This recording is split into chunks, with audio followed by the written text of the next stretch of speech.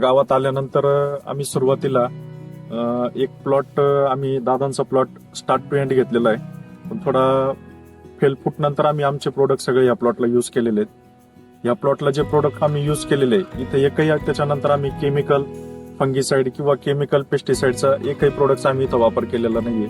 आमच्या ज्या कंपनीचे जे प्रोडक्ट आहेत हे सगळे युनिक प्रोडक्ट असल्यामुळे आम्ही पूर्ण यांना शाश्वती देऊन सांगितलंय की आम्ही पूर्ण प्लॉटची जबाबदारी आम्ही घेतोय आणि हा प्लॉट आम्हाला पूर्ण स्टार्टिंग पासून एंडिंग पर्यंत या प्लॉटला आमचे प्रोडक्ट वापरण्यासाठी अनुमती द्यावी.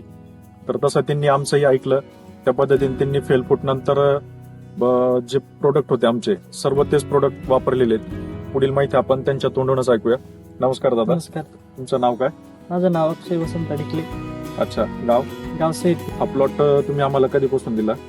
फेल आम्ही समजा 20व्या दिवशी फेल काढली त्यानंतर आम्ही याला पूर्ण हायसेलचे प्रोडक्ट वापरले. अच्छा.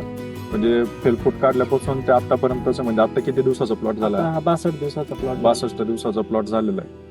मग याला तुम्ही 20व्या दिवसापासून तर 62 दिवसापर्यंत पूर्ण आमच्या कंपनीचे हायसेल कंपनीचे प्रोडक्ट वापरलेले.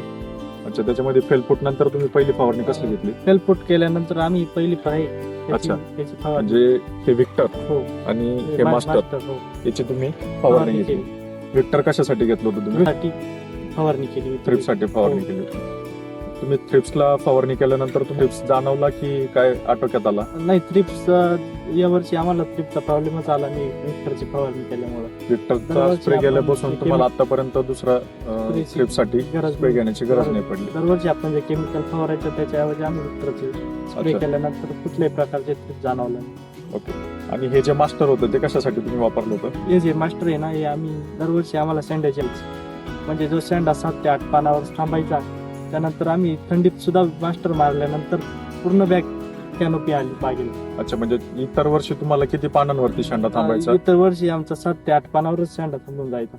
अच्छा. आणि ह्या वर्षी तुम्हाला वर्षी डायरेक्ट 10-12 पानाच्या पुढे शेंडा आहे? हो. अच्छा.